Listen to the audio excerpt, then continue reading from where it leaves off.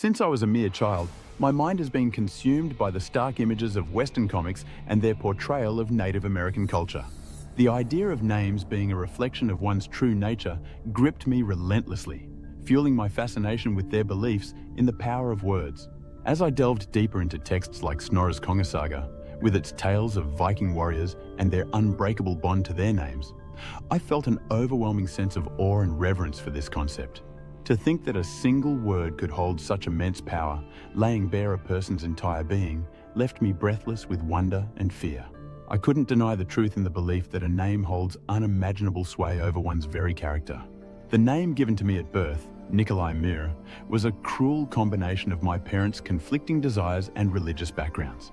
My mother had dreamed of naming me Benjamin, a strong name meaning son at my right hand, but my father's fear of overshadowing my older brother led him to veto her wish.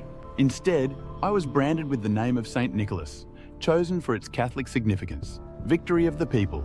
But this knowledge was never shared with me, leaving me to grow up believing I was burdened with the dullest, most uninspired name imaginable. Little did I know, however, that my father unwittingly laid upon me a name with prophetic implications, something he would come to regret in time. And if that wasn't enough, my surname Myhre only added salt to the wound, translating roughly to marsh in English. How bitterly fitting, I thought, as hatred for my name seethed within me, cursing each syllable that seemed to mock me from birth. If only I could have had a cool name like Black Arrow or Wolf Runner, but instead, I was shackled by the mundane-sounding Nicolai Myhre.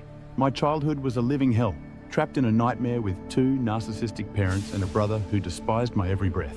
From a young age, my name, Nicolai, became synonymous with victimhood, the perfect target for my parents' insatiable need for control and my brother's seething jealousy.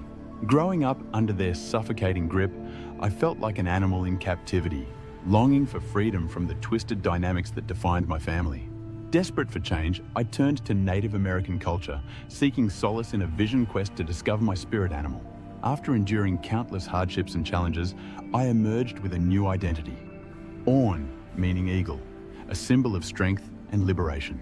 But even with this newfound name, I could not escape the weight of my name, Nicolai, a constant reminder of the toxic ties that bound me to my dysfunctional family. The thought of changing it brought back painful memories of my mother's futile attempt to add her maiden name Flood to hers, only to be met with rejection from my father. I knew that gaining his approval to change from Nicolai to Orn would be a battle I may never win. It seemed as though I would forever be trapped in this cycle of pain and longing for something better. After an exhausting and emotionally draining battle, my mother's unwavering support gave me the strength to legally discard the name Nicolai, carving it out of my identity like a cancerous growth. As I took on the new name of Orn, I could feel the weight of my past life being shed from my shoulders like a heavy cloak. My father's surname, Myhre, remained untouched, a reminder of his dominance and control over me even in this victory. But with each letter of my old name falling away, I felt empowered and triumphant, as if I had slain a personal demon. In that moment, Nicolai transformed from a curse into a prophecy fulfilled, causing my father to regret ever giving me such a powerful moniker. And with Orn now emblazoned across all legal documents, I emerged as a new person, reborn and ready to conquer whatever obstacles lay ahead with the strength and determination befitting the name Nicolai. In the suffocating shadows of my parents' toxic upbringing, I was reborn as a defiant warrior, no longer their pawn to manipulate. With a savage determination, I severed all ties with them in 2010 and embraced my newfound freedom like a wild animal breaking free from its cage. But even in my liberation, the name Myhre, Marsh, hung over me like a relentless curse, a constant reminder of the agony and abuse they inflicted upon me. It felt like an unshakable burden, branding me as their property despite cutting off all contact. Their tyrannical grasp still clutched at me through that name, exerting a haunting dominance and control over my very identity. With trembling hands and a heart racing with both terror and liberation, I made the daring decision to add my long-lost surname, Cappelen, to my own Myhre Marsh in 2023. Despite the decade of estrangement from my parents and the loss of my father in 2010, I was consumed by a paralyzing fear that they still held power over me. But I refused to let them control my identity any longer, so I courageously faced my deepest fears and had it legally added to my name. This bold act gave me the strength to finally confront my haunting past head-on, ready to break free from their grip once and for all. Despite being estranged from my parents for over a decade, their toxic influence still clung to me like a suffocating vine. Their voices echoed in my mind, gaslighting and manipulating me even after all this time. But I was determined to break free from their grasp once and for all. With relentless determination, I delved into the depths of my past, ready to confront the demons that haunted me and finally put an end to their hold on my psyche. For an entire year, I was consumed by my past. My fingers flew over the keyboard as I wrote a book in Norwegian, spilling out every painful memory, every excruciating detail of my childhood, and my parents' toxic relationship. I spent endless hours filming and editing YouTube videos, laying bare my deepest wounds to the world. Relentlessly, I hunted down my father's old colleagues and former neighbors, determined to unearth the truth about my upbringing. With shaking hands, I combed through his personnel files from every school he had ever worked at, desperate for any shred of evidence. And one by one, they all confirmed it. My father was a monster and my mother a venomous siren. The validation of these strangers who had witnessed our family's dysfunction many decades ago ignited a fiery rage within me. It was like a heavy burden lifted off my chest, finally knowing that I was not alone in my suffering. But most importantly of all, it silenced the haunting voices of my parents once and for all. And with newfound strength and clarity, I made the brave decision to shed the name Myhre, a constant reminder of the torment and trauma that had plagued me for too long. The biggest hurdle loomed in Norway, my home, where the merciless law only allowed for a name change once every decade. But I couldn't bear to wait another 10 years to escape my past. Despite just recently changing my name in 2023 by adding on Cappelen, here it was in 2024, and I found myself begging for an exemption. Desperate, I poured my heart out to the authorities, pleading to have the name Myhre, legally stricken from my existence and to solely take on Cappelen as my own surname.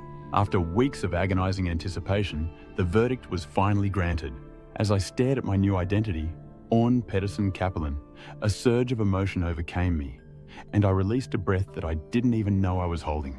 At long last, I had rid myself of the weight of my old name Myhre, a constant reminder of the excruciating pain and trauma that had consumed me. And finally, the deafening voices of my abusers were silenced. As I grew up, I was never taught about the power that a name can hold over a person's character. To me, a name was simply a means of distinguishing between individuals and their family lineage. In my case, the Myhre family. But even as a child, I could sense that there was more to a name than just its practical purpose. It held weight and significance, an unspoken history and identity tied to it. It was a word that carried meaning and shaped perceptions before a person ever had the chance to speak for themselves. As I delved deeper into theology, my eyes were opened to the new perspective on Paul, and suddenly, like a bolt of lightning, I saw the same concept reflected in the Bible. Abram, mere mortal, became Abraham, father of nations. Sarah, barren and hopeless, became Sarai, mother of kings. And Jacob, deceitful and conniving, was transformed into Israel, chosen by God. It was a divine act of renaming that gave these individuals a new identity and purpose as they embarked on a new chapter in their lives. This revelation shook me to my core, surpassing even my fascination with Viking and Native American traditions of name changes. As a devout Christian who believed in the power of the Bible, it solidified my faith even further. As I reflect on my life, I am certain that it was Jehovah, the God of Israel, who has been by my side since day one. From giving me the name Nicolai to empowering me to rise above my abusers and erase the Myhre name from existence, he has guided and protected me. It was also Jehovah who planted the seed in me long ago to embark on a vision quest, leading me to discover the name Orn, eagle, which would perfectly symbolize the trials and triumphs that awaited me.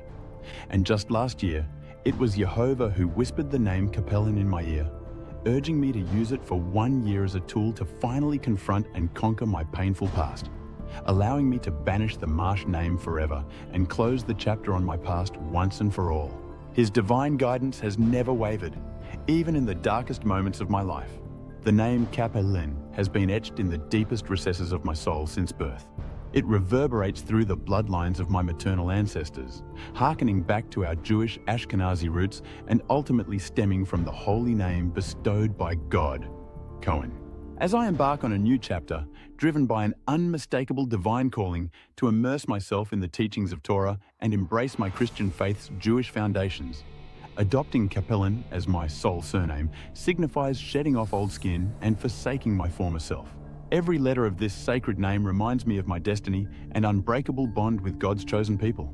And in the end, Eagle Cohen, Orn Pedersen, is not just a name, but a powerful symbol of my true purpose and identity.